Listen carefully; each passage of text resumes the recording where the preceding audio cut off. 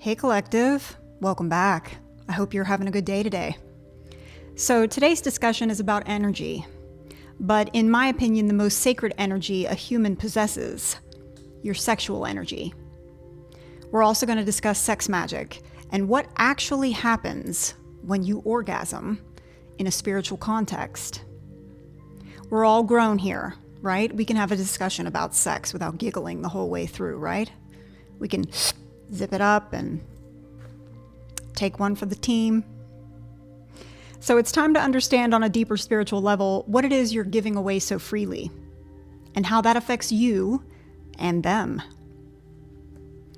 So many of us are lost these days, burdened by life circumstances, the way of the world. You just want to escape it all. You would rather chase pleasure over purpose, because whether it be for 10 minutes or an hour, if you're lucky, you just want to feel good, right? Instant gratification is the name of the game. It's not about connection or love. It's become a habit. It's just sex, and pleasure is the prize at the end. Climax is the destination. And that's not totally wrong, but it's not the whole truth either. Yes, surrender can feel very divine, and release can feel quite holy at times, when shared with someone you're solely aligned with or in love with. But whether you're spiritual or not, you need to understand just how sacred human beings' sexual energy is. Orgasm is a doorway, a very mystical merging into oneness, which is why some see stars, tiny flashing lights, your entire body tingles, and your mind disappears for a time.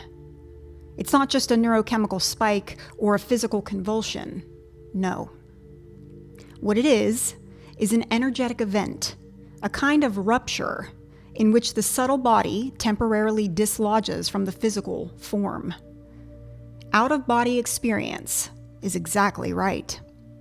But think about that.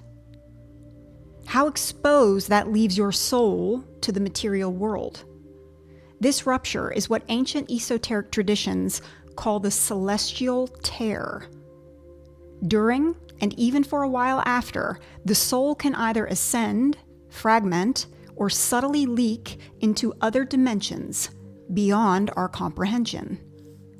Many ancient spiritualists regarded orgasm as both a sacred gateway and a potential trap. The Sufi mystics called it the narrow bridge between self and the absolute. The Vedic rishis viewed it as a moment when the veil thins, an opening in which divinity may enter or exit, depending on one's awareness. You see, these ancients understood energy just doesn't disappear when we release it. It has to go somewhere. And unless you're trained in spiritual protection, inner direction, or energy circulation, that energy will not return to you. It can be absorbed by another or float untethered, leaving a fragment of our soul behind with every single climax. In esoteric psychology, this is known as dissociation, but in spiritual science, it is known as dispersal of essence, which can be dangerous if repeated unconsciously over time. Understand, every time you reach your peak with orgasm, your etheric field momentarily unbinds.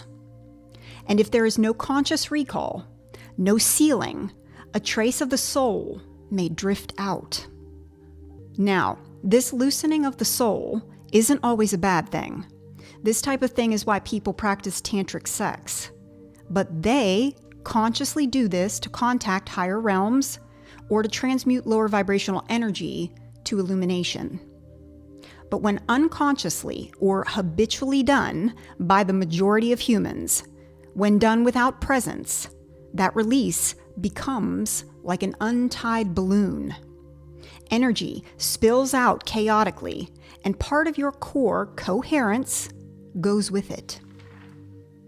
So to truly understand soul leakage, humans need to start respecting the orgasm again and the sacred anatomy of self. It's not just a pleasurable event, it's a sacred and volatile crossing point. This isn't about morals, nor is it about guilt or purity. It's about energetic integrity. We need to start understanding and honoring the layers of self again, so we can see every climax is either a death or a rebirth, depending entirely on the awareness we bring into it. Each one of us is surrounded by energetic layers, commonly known as aura. You've heard me speak about it on this channel before. Think of the auric field as both a buffer and a membrane. It protects the integrity of your inner self from external forces. The auric field isn't static. It fluctuates, it expands and contracts, depending on our emotional states, spiritual practices, physical health, and sexual arousal and release. When you climax, the auric field violently expands, similar to what happens in near-death experiences or childbirth. During this expansion, the auric membrane momentarily thins, specifically around your solar and sacral chakras and the base of your skull. In esoteric science, an orgasm is called a burst of prana, or life force, that travels up from the root chakra to the crown chakra and opens the third eye, creating a bridge to higher planes. But to the common, everyday individual who isn't trained, this energy doesn't rise. It explodes outwardly, horizontally, destabilizing the auric shield and forms a tear in the etheric web, which binds the physical body to the soul. Shit is wild. The outward explosion is what Gnostics refer to as the fraying of the garment of light. What leaks during climax, pause, is not simply energy, it's a type of essence. The refined residue of soul consciousness, sometimes called chrism in Gnostic scripture, or tejas in Ayurvedic science. This substance is linked to divine memory, spiritual clarity, and inner orientation. When lost, it's not easily recovered. Over time, multiple losses of this substance can lead to spiritual confusion, emotional dissociation, or the haunting feeling of not quite being fully here. The astral body, responsible for dream, emotion, and memory, is vulnerable during climax because it is the layer most likely to slip out of alignment with the physical body when your auric field expands. Many people experience strange dreams, hallucinations, or weird emotional aftershocks after intense sexual experiences, especially if the act wasn't respectful or spiritually grounded. This isn't psychological, it's the echoes of astral displacement. Signs the soul moved out of phase with the body or partially exited. This can cause tears or holes, which allow external entities, non-physical beings that inhabit the lower astral realm, to slip in. The Gnostics called these beings archons, the Taoists called them hungry ghosts, and the shamans call them spirit hitchhikers. They are drawn to the life force expelled during unconscious orgasm. They can attach themselves to the weakened field when the auric boundary has openings. Then they feed on the individual's essence over time. This is not folklore, folks. It's a well-known risk for anyone engaging in high-energy practices, i.e. sex, without spiritual hygiene. Another phenomenon is energetic imprinting, aka soul tying, where part of the soul becomes tied to the person or environment in which the orgasm occurred. This is why some find it nearly impossible to forget certain lovers or can feel haunted by past sexual encounters. The soul leaked into the field of another and left behind a trace of its resonance, hence the term soul tie. And unless you're skilled enough to retrieve or transmute it, it can act as an anchor, pulling your attention, your dreams, and your emotional energy toward that other person for years. All of this proves one critical truth. Orgasm is either a portal or a pitfall, depending on the awareness of each participant. This is why having a roster is just crazy to me. Crazy. Giving soul access to tug at your emotions, your dreams, and your attention to whomever for however long? No, ma'am. No, sir. No, no, no, no, no. Not me. No temporary gratification is worth that kind of access to me.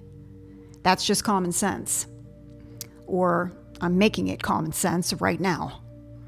One of the early, subtler signs of soul leakage is the loss of inner vision, or a fading of the inner eye. People who once had big imaginations, dream recall, or vivid visualizations will report a strange dullness creeping in, a numbness, or even feeling dead inside.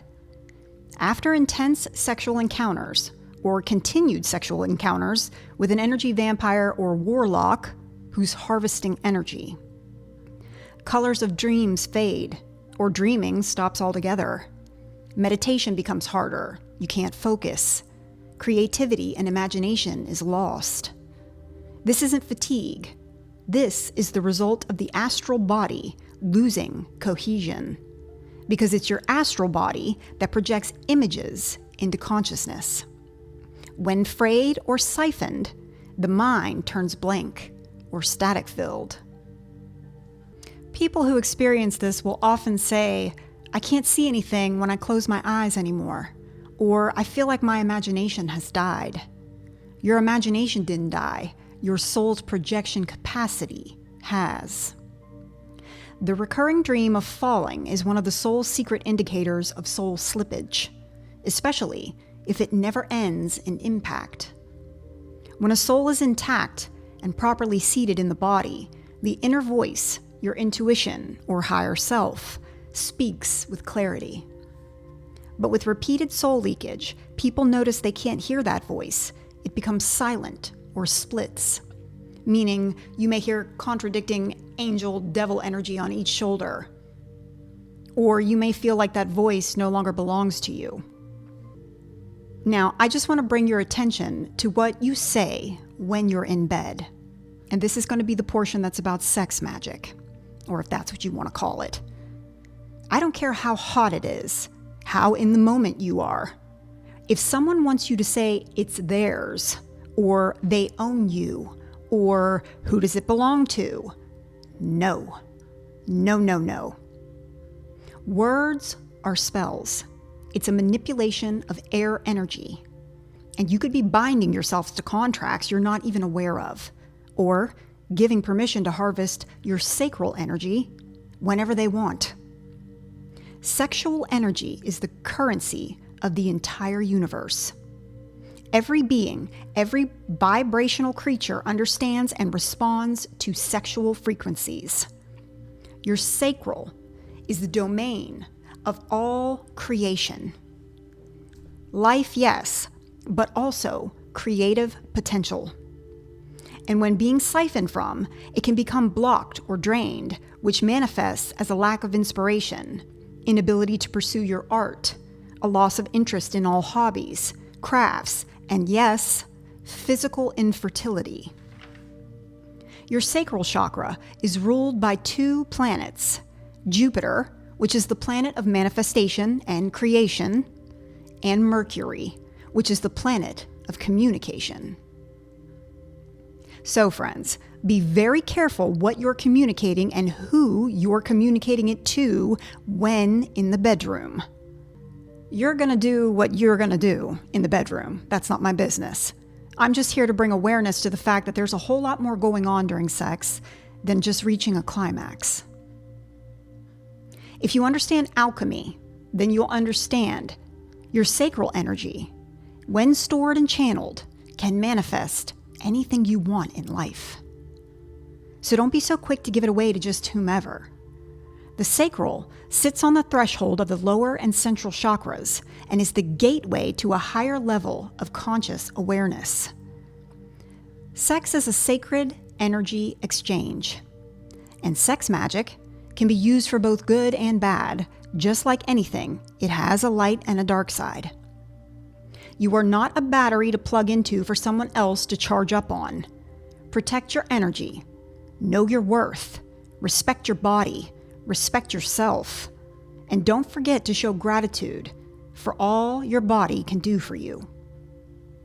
Until next time, friends, keep healing. See ya.